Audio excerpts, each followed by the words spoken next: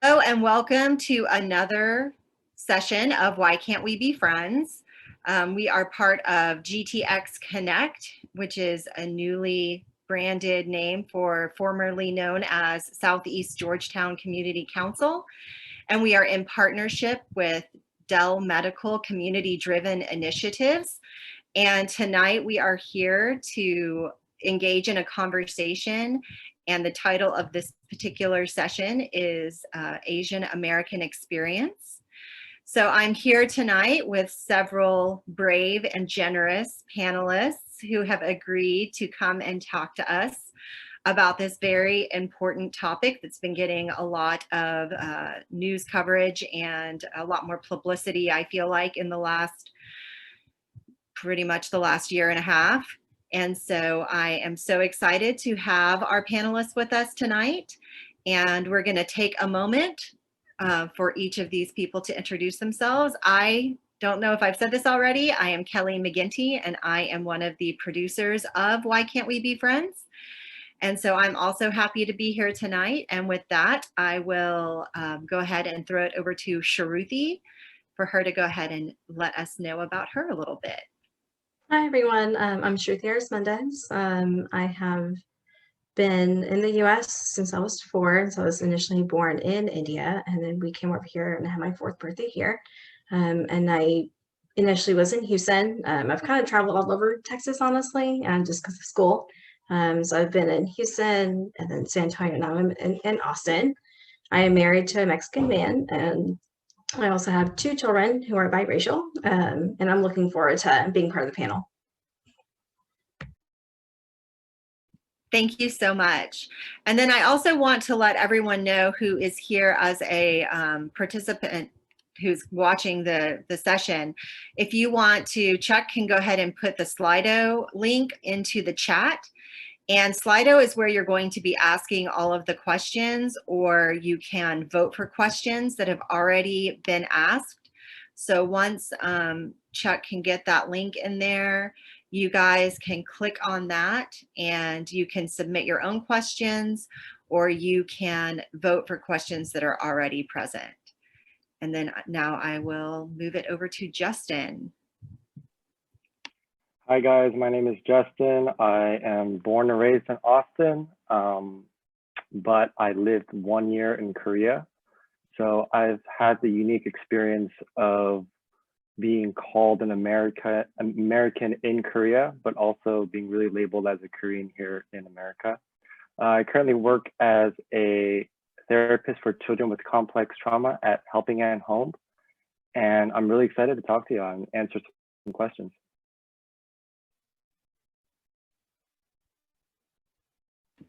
And then Vanessa.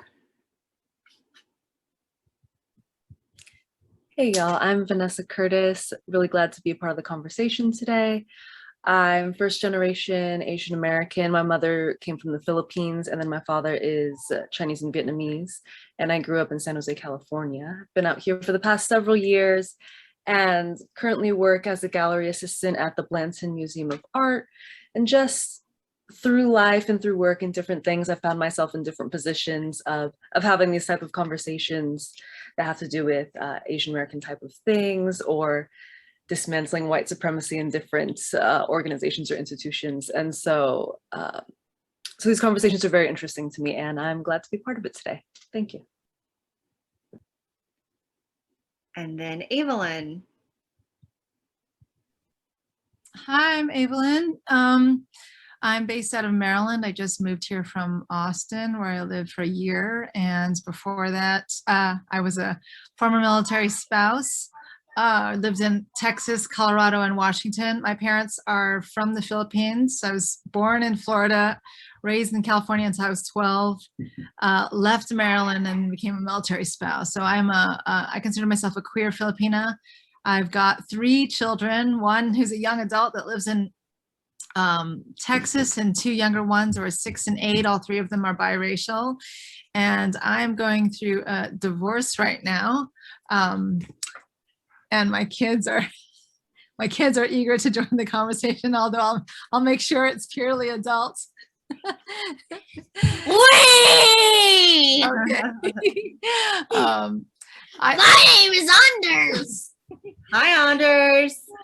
And I actually didn't even know the topic of this conversation, but when I saw that, I thought, okay, the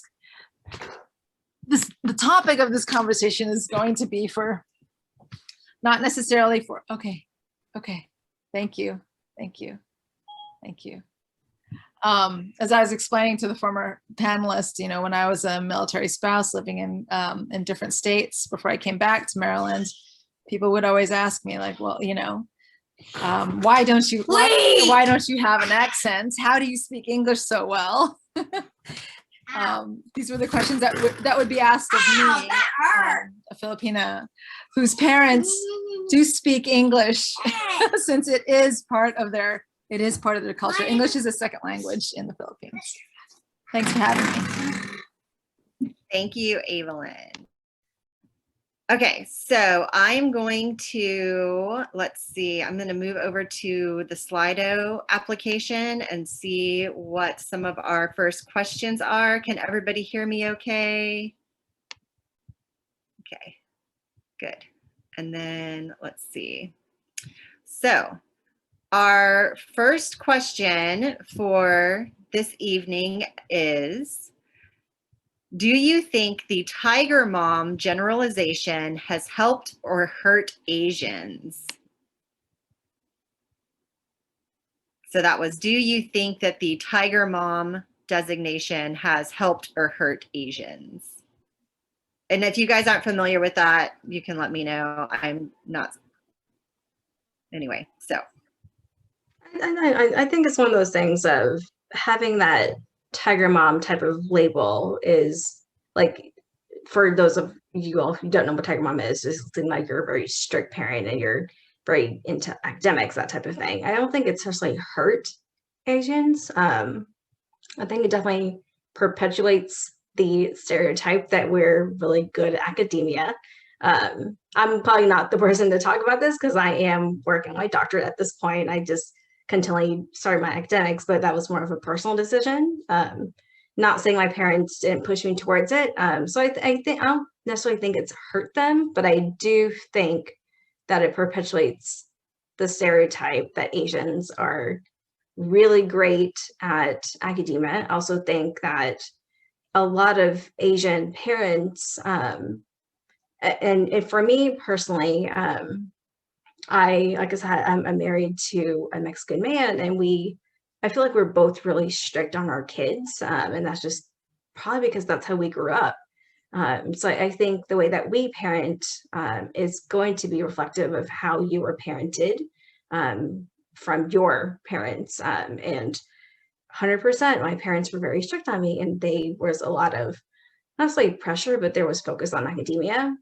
I remember a time when my mom was like, I don't want you to ever come home with a B ever again. Like, it was like at that point, I'm like, okay, I'm in 5th grade, 6th grade, whatever the case is. So I think it is something that is often, I think it occurs a lot. And I think with each generation that's here within the US, it gets less and less and less. But if you're coming straight from the Asian continent, over here, you're going to have a much bigger Tiger Mom type of upbringing.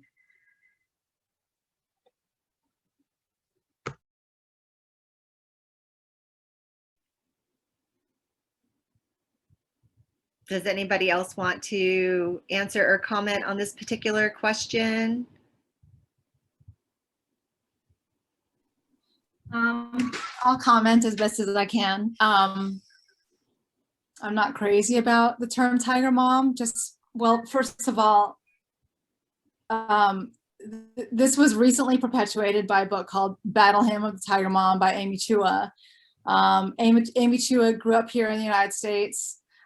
She's a law professor at Yale. So is her husband, and they're both, I have a beef with them, I'm sorry. But her, yeah, I mean, even the her connections with her husband, the power that he has over the law students, and is intertwined with her as well. So when I hear my association with Tiger Mom is a little different, because when I hear that term, I just think, oh, here are two very, very rich, very powerful people who work from Yale who have perpetuated this term and has sort of made it, difficult for people like me who's trying to figure out, like, how do I give my children as much freedom and feel as wild and free as children should be? I mean, my kids are wild.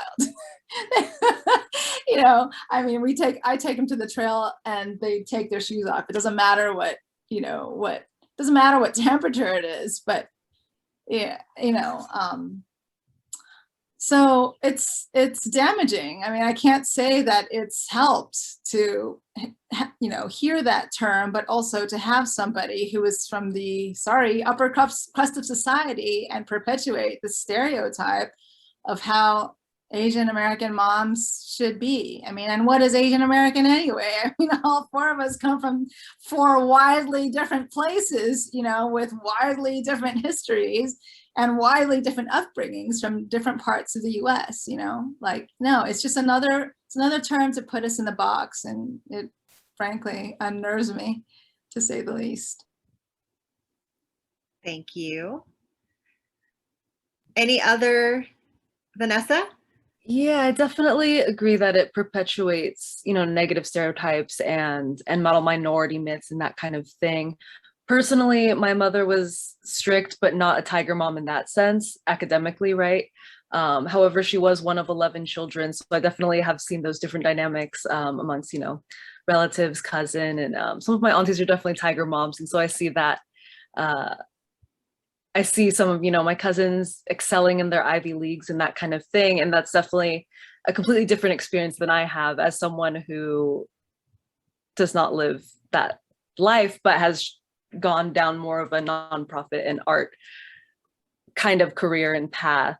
So it's been interesting to see that and see these different experiences and how they play out.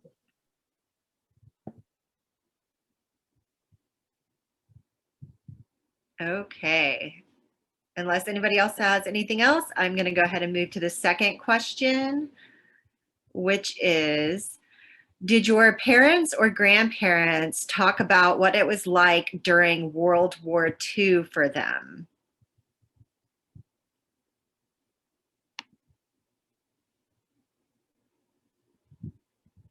I'm shocked. I must be older than you guys. I mean, yeah, the stories I heard were just awful, and I heard them all throughout my life.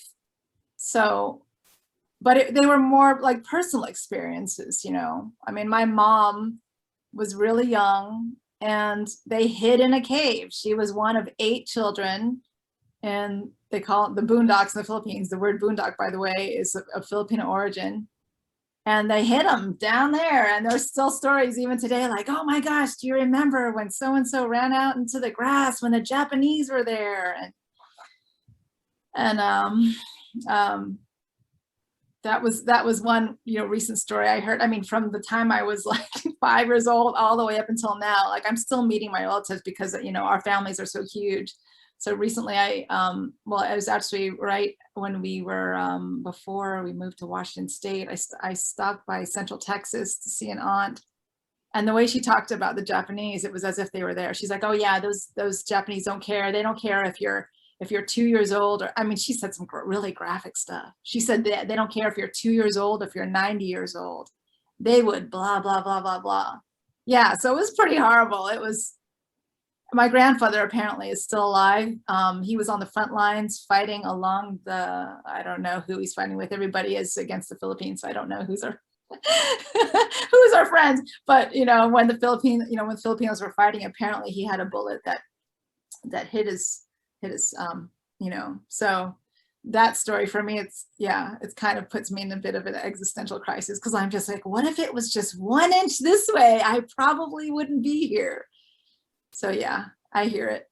I hear them. I've heard them all my life. I think this is a really interesting topic because of just this conversation of military and America and Asian Americans, and how, you know, both sides of my family actually moved to this country through serving in the military. Like I said, my mom was one of 11, the two oldest of which were boys. And so my uncles were both in the US Coast Guard. And this wasn't during World War II times, this was later. But my father would actually serve that same purpose in his family. I think there are also around 11 children in that family, and he was in the Navy. And so where he's from in Vietnam is where the like main military base is. And so it's interesting to see both of those stories and coming here, but also just jumping off of what Evelyn was saying. I did hear a couple stories, only a couple stories about Japan being in the Philippines from my mother. And I do remember that sticking out to me because those aren't the kind of stories that would come out often. And I think that's another part of this conversation, is that a lot of these things don't get passed down. A lot of the, you know, different things that our older generations of experience don't get talked about, because that's also part of the culture, is to not talk about the hardships, and to just be grateful that we've made it here and that we've made it this far, and to keep going. And so, yeah, so those stories have come, for me personally, very few and far between. I would actually be honest with you. I have not heard a single story about the wars that were going on in Korea from my grandparents or from my parents, because it's just such a sensitive topic for them. And whenever I try to ask them questions, they would always kind of redirect me and tell me more about in Korea, you have to have, if you're a man, you have to do 2-year mandatory service. So instead of talking about the past, they'll just always like make jokes about how I avoided that, or how like in America, there's the freedom of, you know, being part of the military and not being a part of the military, but in Korea, it's something that is forced. So on the lines of like war and military, my family was very, I try to avoid the topic more than anything else. And for me, and quite frankly, my family really didn't talk about World War II. And I think this kind of goes back to the experience that I've had of where, well, you're not really Asian. Yes, India is part of Asia, like it falls in the same category. And I think this question kind of hits home in that regard. Ultimately, we're coined Southeast Asian is what we are. And I know for a fact this has happened to me in school of, well, whenever the box of what your ethnicity is, and I was like, I click Asian American because that's what I am. They're like, no, you're not. Like you don't fall into that bucket. And it's really interesting to me that Indians don't necessarily fall into your typical Asian American category. Can I say something? Of course. Well, oh God, I have so much to say about what you said. I've forgotten. Well, funny enough, like my last name, as you've noticed, is Mitra, which is, it's Indian. It's, someone told me it was Bengali. So there was this like story that I don't know about, where the Mitra family like moved to the Philippines from India and were refugees there. And in the Philippines, there's so much talk about like, oh, the Indians. I'm like, so what about the Indians and why are they there?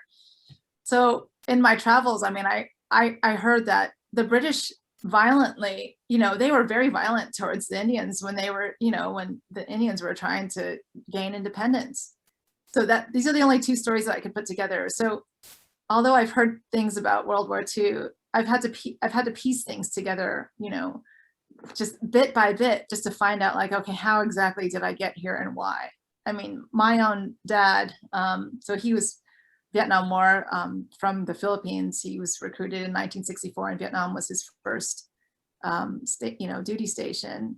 When I asked him, I was like, didn't you, it sucked, right? They didn't discriminate against you because you're Filipino, and they didn't let you, you know, like do the work that you want to do, right? And he said, I didn't care. I was on my way to the Philippines. Like he's like, you know, like all of these ways of coping, you know, coming from like this war zone. Yeah, it's, even though we hear the stories, it's like I never really know what the true story is. Okay. And can I just add real quick, whenever you said the sentiment about not being Asian enough, that really resonated with my experience. Just that I am, a few different kinds of Asian. However, like when it comes to Filipinos, Filipinos would say, oh, but you look Indian. Or other Asians would just like, not think that you're Asian. And like you said, like Indians literally are Asian. And so it's just a really interesting thing to have that experience and to be told that your identity is not your identity, right? And like, you grow and you become comfortable with who you are and you understand that what people see is not reality because people don't know and they only know what they know and they don't always know a lot, right? And they can only judge by, I guess, whatever prior understanding that they have. But yeah, that really resonated with me, so I wanted to jump in there. And like it's also really resonating with me about the comment about your last name. Like with Indians, you say your last name and they can pretty much like every Indian, not every, a lot of Indians, whenever you tell them your last name, they're like, okay, they can like kind of pinpoint exactly what part of India you're from. So then when I introduce myself as Shruti Mendez, they look at you like, wait a minute, like that something's not adding up right. So it's another conversation that I usually get into. And obviously my last name changed when I got married, but it's just really interesting. The whole last name thing, it definitely happens a lot. Okay. I am going to go to the next question, and it is, do you think that the coronavirus has exacerbated racism for Asian Americans?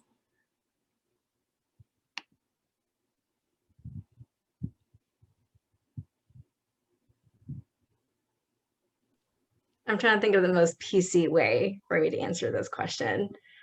I think it's just, yes, I 100% think that it's been exacerbated to Asian Americans. There's always racism, right? And there's always discrimination, but I think it's really been brought to light because of recent events. And I think people who are in those leadership type of roles, I think as a leader, you really should be not perpetuating stereotypes, but rather trying to like inclusion, belongingness, all that stuff. Like I feel like that's what a leader should be. And I don't think that happened in the last, since coronavirus happened. So yes, I definitely do think it's exacerbated racism against Asian Americans. And try to say as PC as possible for me. That's okay. And you guys can say whatever it is that you feel like you need to say. That's the beauty of this, is that we can have these conversations, and this is a safe place for people to be able to share their ideas. We've had a lot of controversial topics, and we want people to feel comfortable sharing what they think about it.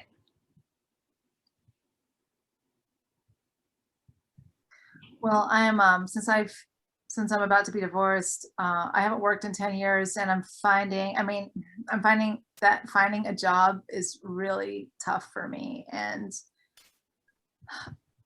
I'm not sure if it's because of coronavirus and racism, but I know it's been 10 years, but I feel pretty darn qualified. But it almost makes me wonder whether it's just much more, competitive for people who have the education, have the backgrounds,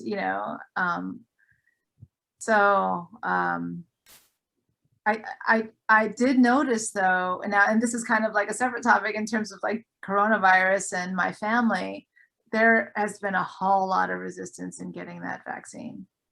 I think I was the first one in my family to get vaccinated. I mean, my dad still thinks they're being, he says, oh, they just want to experiment on us, which historically in the Philippines is something that they did. This is something that like Big Pharma did to Filipinos way back in the day. So I don't know. It has certainly because of just like capitalism, I really feel like it just makes things much more competitive, and that's, I don't know, I think it's a great question. I do think it makes it harder for people who are already having a tough time. I definitely think a quick answer to this question is yes, and that there's several different pockets that goes into, whether it's the fact that a significant amount of the frontline nurses are from the Philippines, and that's a whole dynamic that exists in this country is, basically importing labor to serve in these crazy ways. And even like thinking of a cousin out in New York who's a nurse out there, and just remembering like early on when things were really climaxing with coronavirus and seeing these nurses bring their own PPE because, the hospitals weren't able to provide it for them or something like that. And so they're just there wrapped in trash bags trying to save lives, So that's definitely one aspect of it. I think that personally, the shooting in Atlanta where 8 women, most of whom were Asian, were killed, that brought up a lot for me about my personal experiences of hypersexualization and from a very young age, and just how that's supported by society. And you have all of that, as well as just the heartbreaking things you see when elder Asians are just straight up being punched and beat on the street, and how commonplace that has been, and specifically in this past couple of years, like y'all have said, racism isn't new, and it's manifested in very different ways. But I think that it's become particularly bold with the dehumanization bit of it. I'm really glad that you shared that bit about the frontline workers being a lot of Filipina nurses. That was news to me. I mean, I'm sure there are nurses of all kinds of persuasions, but it makes sense, that would be a thing. And I'm sure other people want to answer this question as well, but I appreciate you mentioning that. I was going to say quickly, being stuck in this room in quarantine, mostly on my phone or on my laptop, I watched so many videos of the violence towards Asian elderly people, and it really broke my heart. It didn't make it any better that the rhetoric by the past president was really targeted towards Asians in this country. And to be simple, like it really put a disgusting taste in my mouth.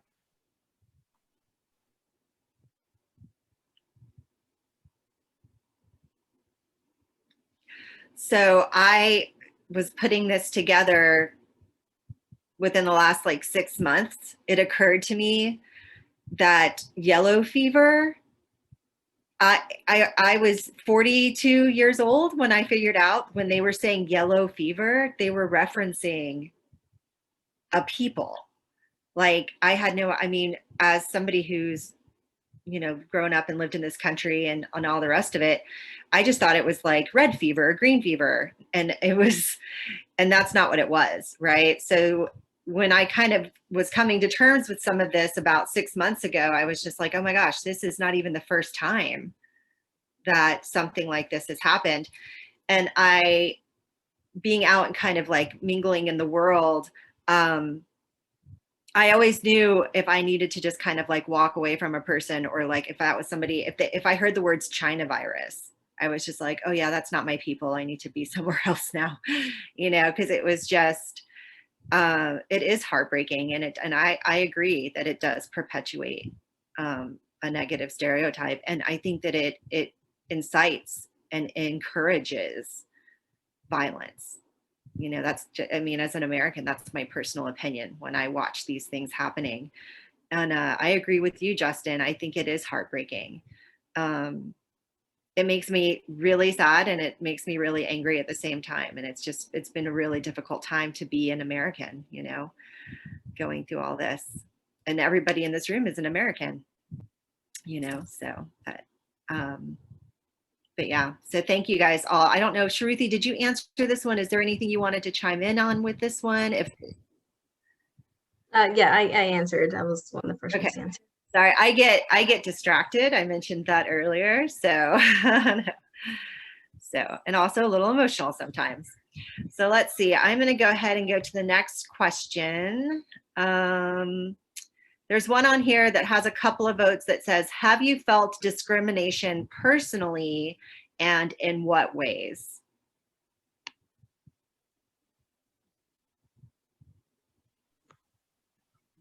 That's a hard question, so take your time. I think I'll start with an easy example. And the racism that I felt as an Indian was heightened during 9/11, as you'd expect. And I can't tell you the number of times I was racially profiled. I was the one who was randomly searched at airport almost every time. There's also times, so I also teach at the university level, and I taught statistics. And I've actually had a student come up to me and say, you know what, like when I first signed up for your class, this was before I got married. So I had the long Shruti Subramaniam was my last name at that point. And the student came up to me and was like, I took statistics at a community college, and the teacher I had this super thick accent. So I really didn't learn a lot. It was really hard for me to follow along. So I signed up when your class was the only one that was available.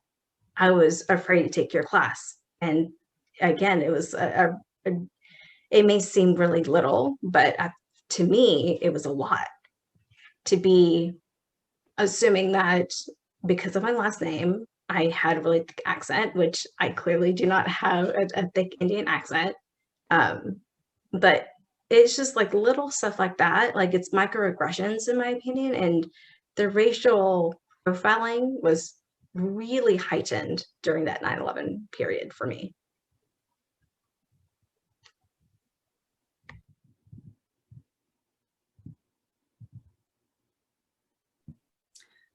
Definitely experienced a lot of the microaggressions, and even related to some of that with racial profiling being heightened during 9/11, which, side note, I was a pretty young child when that happened. And so that whether it was my family, like literally this was happening amongst my family, directing that kind of energy at me, as well as, you know, the TSA and the people in general.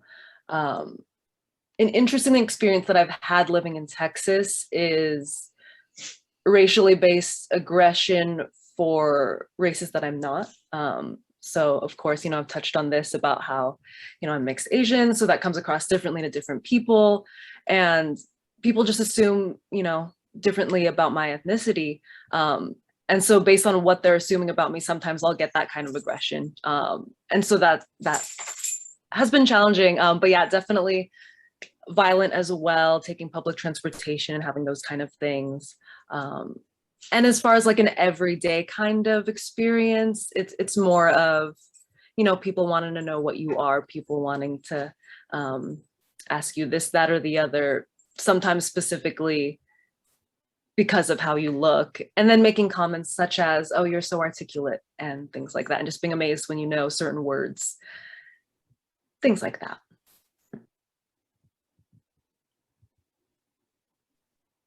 I think for me, I think you hit upon the microaggression part where I would have like these conversations where people would ask me like, where are you from? And I'd be like, I'm from Austin. And they'll be kind of in denial. They're like, no, like, I mean, like, where are you actually from? And, you know, in those moments of time, I'm always kind of like, what? Like, I was born and raised in Austin. I've spent my whole life here. Like, I don't know what kind of question or what kind of answer you're trying to allude to, but it's coming off a little bit offensive to me. So I think those were some instances that I can think of. Another times that I feel discrimination is whenever people would use the excuse of, oh, it's because he's Asian. Oh, he's good at math because he's Asian. Or, you know, oh, he's not good at sports because he's Asian. So it's like really putting that label onto me instead of just like saying like, oh, he's just not good at that, just in general. So yeah.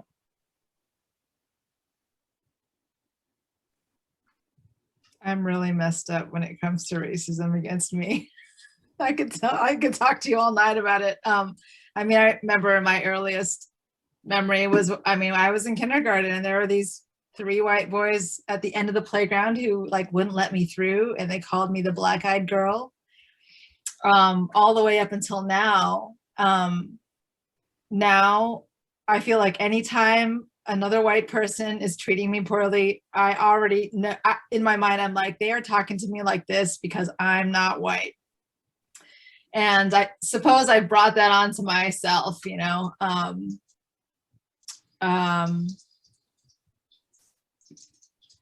Yeah. Yeah. Have I felt racism in my life? Yeah. All my life, all my life, ever since I was little. I mean, I've gotten the same, you know, like, oh, you don't speak with an accent, or, oh, you can speak more than words that have more than 2 syllables. Oh, you know, like, you know, where are you from? No, but where are you really from? You know, and in my mind, I think to myself, well, where do you want me to be from? You know, where exactly do you want me to be from? I'm Californian. I'm a Marylander. That's like, that is where I grew up. That's where I'm from. That's like my local, you know, frame of reference. East Coast, West Coast, you know, what do you want? So, and even now, I mean, really in my, in the divorce that I'm experiencing, yeah, with the in-laws, with the sort of like aftermath of that, I'm just like, oh, you know, now I really see it. Now I really see what's happening, even with the ex-husband, you know, who says to me, well, I always thought that I could be the person to help you, which just, wow. So I was somebody to be helped. You know, my husband is like 6 feet tall. He's white. He's from New England. I mean, he's as white it can be with Scandinavian heritage. So yeah, I can't help but think about that. I'm like, so like, if you're white, you're going to mistreat me. So, all right, bring it on. It's like the defensiveness I feel. And it's hard. It's hard on me. It's hard on my heart. So have I experienced racism in my life? Yeah, every day of it, every day of my life. Thank you. That was super honest of everyone. You know, these are hard conversations to talk about, and these are personal experiences, and you know, it can be incredibly challenging. And Evelyn is somebody who has known you for years now. I can appreciate you being so honest with us here in this forum. Thank you so much for that, and all of you, really. So let's see. I'm going to go ahead and move on to the next question. There's a question here that says, do you socialize with a diversified group of friends, or are they mostly Asian American?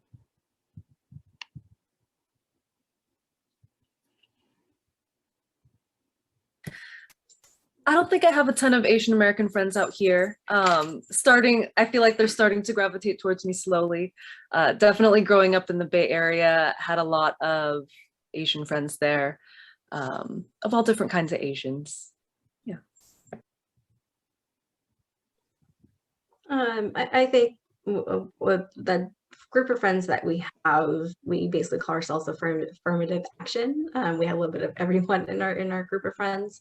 I do have like a handful of Indian friends, and it's just a function of my parents were really are still really involved with the Indian community in Houston. So I wouldn't say that I don't socialize. I kind of socialize with whoever I feel like socializing with, and then just friends in general. And I don't really see myself like gravitating towards Indians just because they're Indians. I'm definitely going to gravitate towards people who are just kind and open people. I went to UT, so I was exposed to a lot of people with different backgrounds. I also lived in a co-op my junior year, so that was a very interesting experience because there was people from Africa, Europe, and all these other random countries. But to be honest with you, my friend group is mostly Indians because I grew up in Northwest Austin, which is like, and I went to Westwood, which is like a 50% Indian American community. So.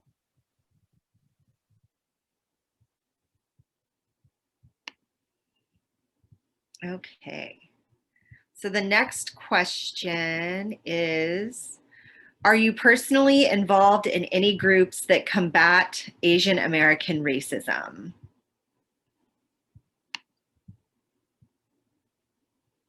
So are any of you personally involved in any groups that combat Asian American racism? Or are there any such groups? I guess would be another question. Like, do we? So actually the place that I live right now, we're across from the Asian American Resource Center, but I think it's been closed ever since COVID started. So I've been really wanting to be involved with that resource center, but I have not had the time to go.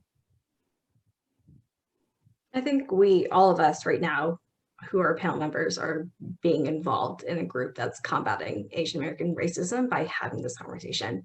I think the very first step is always having that conversation that is tough to have.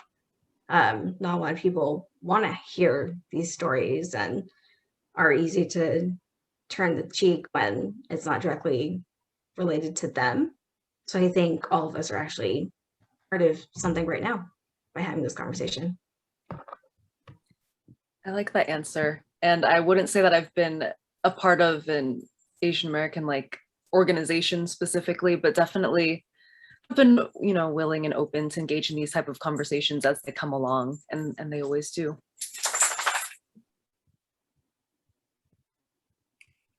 Before I got married and became a stay-at-home mom, I was chair of the Asia Pacific Islander Queer Sisters, which was a queer Asian group for women in the DC area. We started off in a Yahoo listserv, and that group still exists today. It is now more appropriately called the Asia Pacific Islander Queer Society. That's one of many groups I've been a part of, but I do want to say that like these groups, these are community groups. So we don't necessarily get together to fight the man, but we get together and it's empowering to do it. So when I lived in Colorado, I was a co-founder of the National Asian Pacific American Women's Forum. And we were a group that wanted to get together and pull resources for Asian American women in the state of Colorado because it's 85% white. So we kind of wanted to be like the hub. It's a dormant group right now, but I'll just say like where I've lived, even as a military, before as a military spouse and even as a military spouse, there are always like, groups of Asian American women, I'll just say Asian American women who are always trying to find community. And again, it's not like to fight the man, but it's always to like empower each other and be there for each other. When I was chair for the Asian Pacific Islander Queer Now Society, I mean, I'm still friends with them. And we're like married and have kids now. So. Okay. Yeah, I was surprised what you can even find on Facebook. Like you can find very specific groups on Facebook if you just kind of plug in those kind of keywords, and it's interesting what all can kind of pop up. So kind of along the lines of that same question, this one says, do you think that a strong and well-organized Asian, Black, Hispanic, and Native American coalition could be effective in combating racism? I definitely think that's the way, is to join forces, because this conversation of racism manifests differently within each of the groups, right? However, what is the one thing that ties them together? It's white supremacy. So basically all the brown people, all the ethnic people joining forces and standing up to dismantle these things and support each other and create these communities that are sustainable for ourselves and healing and sustainability, all of that, I think, is the way. I agree with you, Vanessa. I feel like just minorities in general, like we have waves of them being the specific ethnicity being the focus. Like right now, because of coronavirus, Asian Americans and there's Chinese and Japanese are the ones who are being focused on. When 9/11 happened, it was Indians. When the Black Lives Movement happened, it was Blacks. Like it just feels like it's cyclical. And I feel like throughout history, there's usually one minority group who is being who's facing that racism more than others. But over time, we're all exposed to it, unfortunately. Like, we are getting some type of racism, some type of discrimination because of something that happens within like recent events. So I definitely do think a coalition and really combining forces is definitely an option.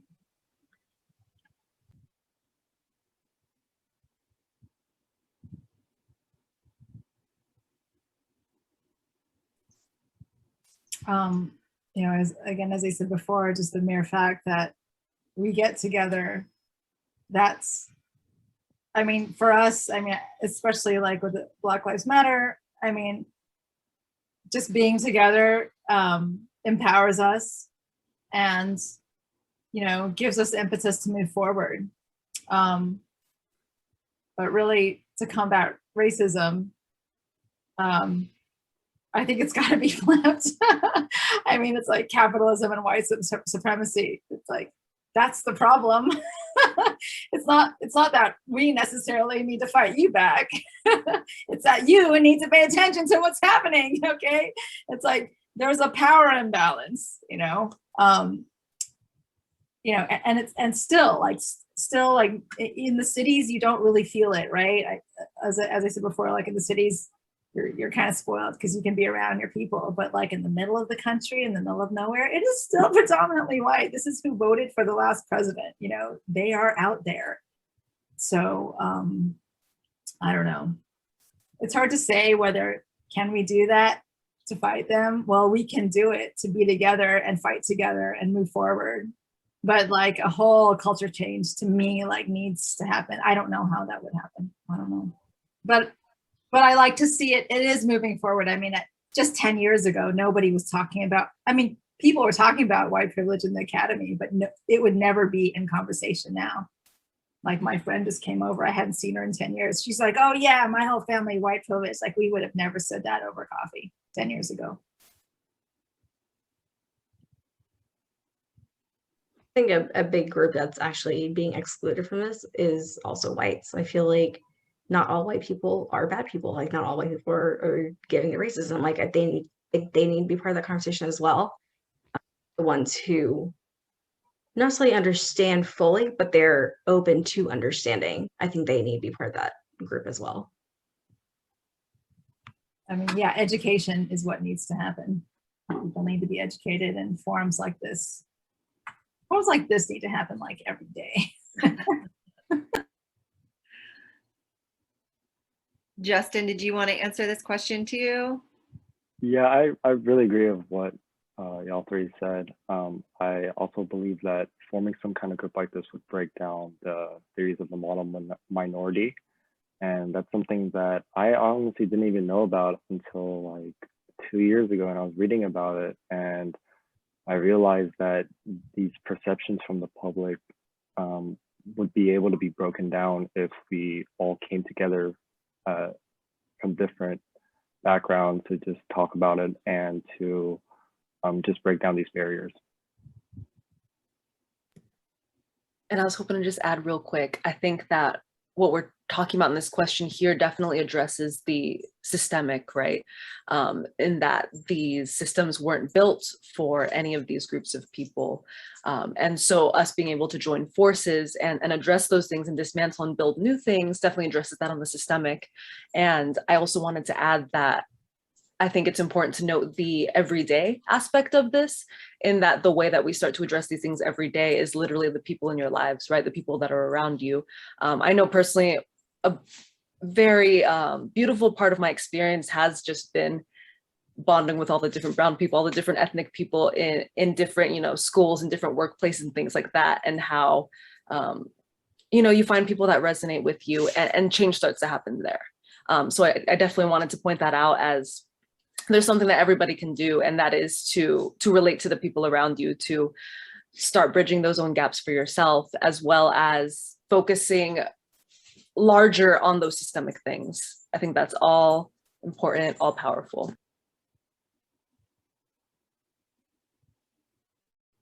Okay, I'm going to move over to the next question. Let's see. That's pretty general. Did you experience negative discrimination when applying to college or for a job, or the reverse? I'm not sure how the or the reverse works, but I think the main point of the question is, did you experience negative discrimination when applying to college or for a job? Or I guess the reverse would be positive discrimination. I caught on there finally. So I wouldn't say I have, but one of the things that my husband and I talked about was when we named our kids, we wanted to name them, and it sucks that we even had to have that conversation, but I feel like we had to. Like, we wanted to name our kids something that wasn't too ethnic. And that was partially because of the fact that they could be discriminated against because of their name. And unfortunately, my husband and I are both in very professional fields. Like, he's an attorney and I am I'm a professional as well. So thinking about that in that aspect was something that we knew we had to do for our kids. I am praying that they don't have to face that at all. But just the fact that we had to even think about it, I feel like tells you something.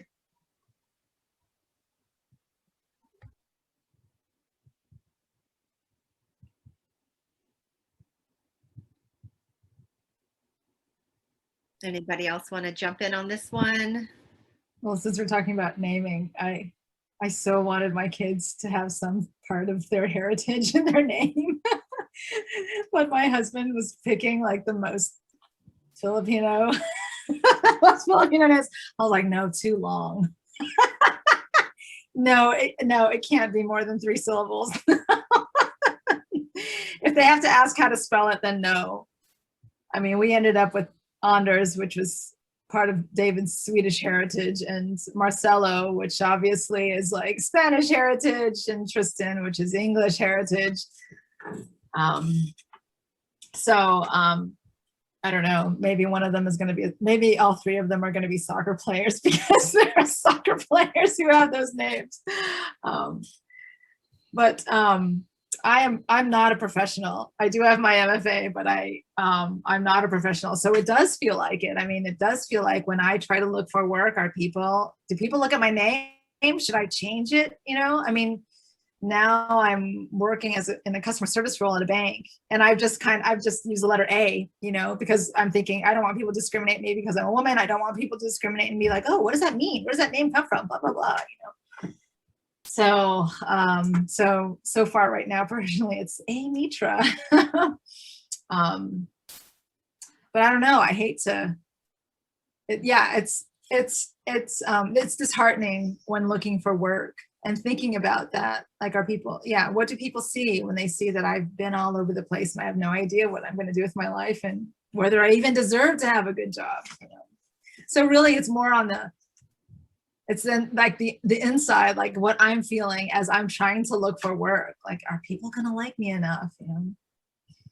Yeah, the self-worth that has just kind of been like eroded over years of like racism. It's tough.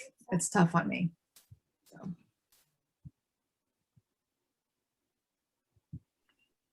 I've personally I don't think, dealt with discrimination in terms of college admissions, but I have heard a lot of different cases of other Asian Americans that face or are having lawsuits against colleges because of their discrimination in their college admissions. I'm actually the only Asian American in my current workplace, and it's been a very interesting experience because people come up to me and say a lot of positive things about it. Actually, they'll say like, hey, Justin, we're glad that you're here and you bring a lot of great diversity and a lot of great perspectives on life that I would have never thought about. And yeah, I mean, in the school setting, the only times that I could feel the discrimination was whenever we would have like a substitute teacher. They would like butcher my last name or something. Instead of saying you, they would say yo or something like that. And I don't know. just be kind of like laugh and I'll just kind of move on and ignore it. Yeah, and I didn't go to a traditional like university type school, so I can't, fully speak into that. I do, however, remember in high school, most of my classmates just being very competitive and very STEM focused. And I remember that being something that existed. Like I said, I didn't fully participate in that. However, I do think that I've been a diversity hire, and that's been an interesting experience, just how that's come to play and how in some ways I've been, a brown face and a brown voice, and that serves a purpose for the institution. And personally, my intention in those kind of spaces is to really use that to do more for more people, to do more, draw more connections and things like that. And again, I'm speaking of that into my current situation in working in the like art field and museums and stuff like that. So that's, yeah, it's been an interesting experience. Okay. So it is almost 8 o'clock. I'm going to ask this next question and then kind of see where we're at then. So this question is, if you have children, have they experienced racism at school? And then I guess in the same vein, if there's something like Evelyn earlier was talking about when she was little and she had experienced racism, if you want to approach it like that. But if you currently have children, have they experienced any sort of racism? I think is a good place to start.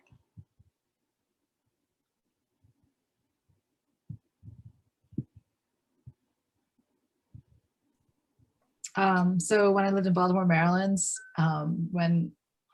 when we first moved there with my oldest, he was 10 at the time, and he's biracial. So, and I don't know if you guys know about anything about Baltimore, Maryland, but it's predominantly Black.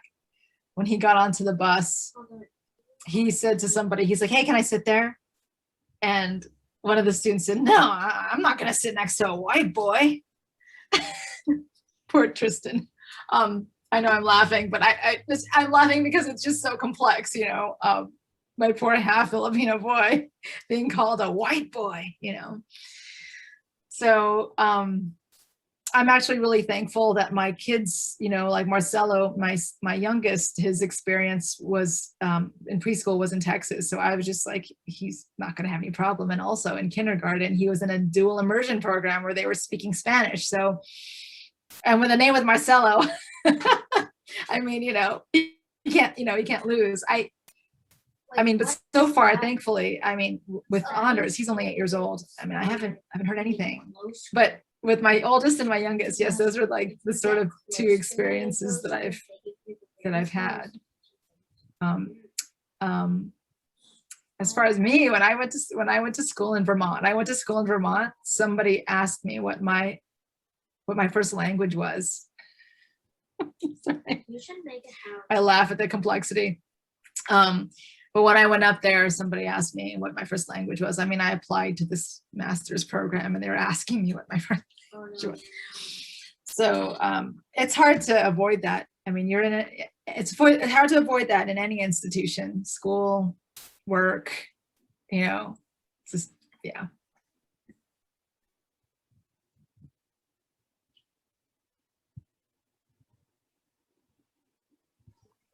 So my kids are 1 and 3, so they haven't been exposed enough. And I'm just thankful that they are part of a generation that is more open to different people.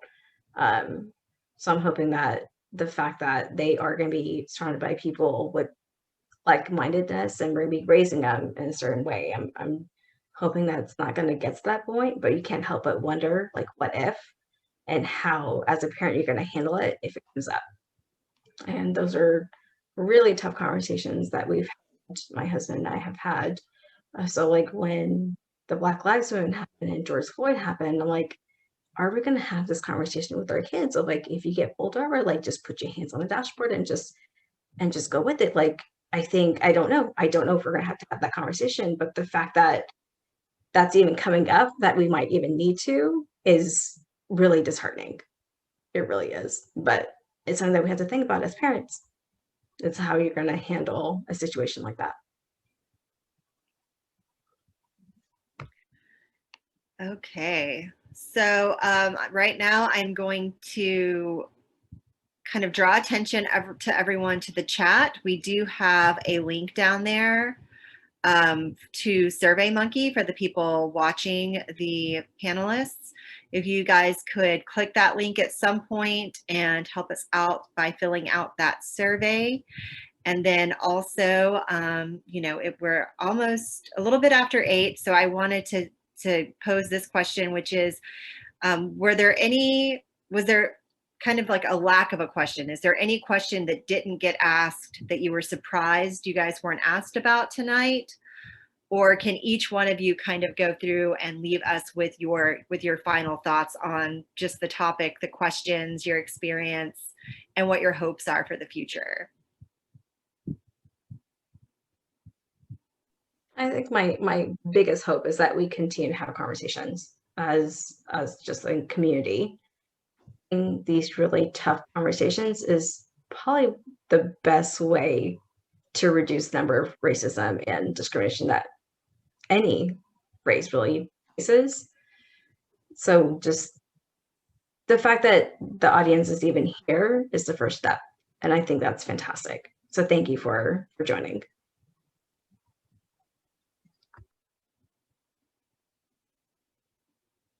Justin, you want to go? I don't have any other questions, but I'm really thankful that we have this Zoom call so we could talk and have a conversation. I've really was able to kind of look back and think about what I've had to experience as an Asian American in the United States. I appreciate your perspective also when you talked about how in America it was more discrimination for being Asian American, and then in Korea it was more discrimination for being American. So you've kind of experienced it on both ends of it. I think that's a really unique perspective as well. So Vanessa, do you have any final thoughts? Yeah, last sentiments. I think that, you know, as we've discussed, that the conversations are powerful, and this is definitely where the work starts.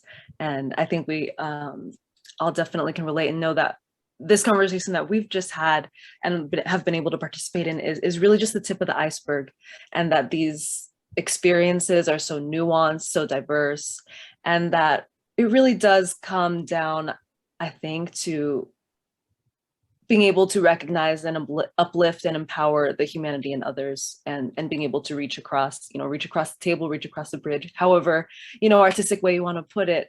I think that those things are possible, and through conversation and with different humans, that's how that happens. Yeah, but in general, I'm thankful to be part of this conversation. Thank you for having me. And then Evelyn. These questions were easy. That's I was actually really nervous that I was going to get some really awful questions. But I want to encourage, I don't know who the audience is. So I'm really curious about, who the audience was and how they were, recruited and why they were even interested. But if you're not a person of color, talk to us and ask, don't assume. Just talk to us. Ask me. Thanks for having me. I think that was the perfect way to end it. And we do really appreciate you guys all taking the time this evening to be with us. I know that everybody has busy lives and other ways they can be spending their time. So it means a lot to us that you committed to this time to us. And I will be in touch with all of you about kind of following up and next steps. I do want to take some time to say that our next topic is going to be next month, and it's going to be Trans Nation. So it's going to be exploring discrimination related to transgendered individuals in particular.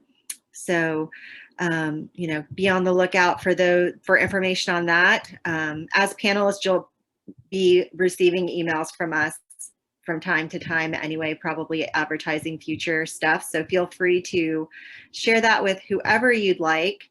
The registration links are open to anyone and everyone who would like to join us.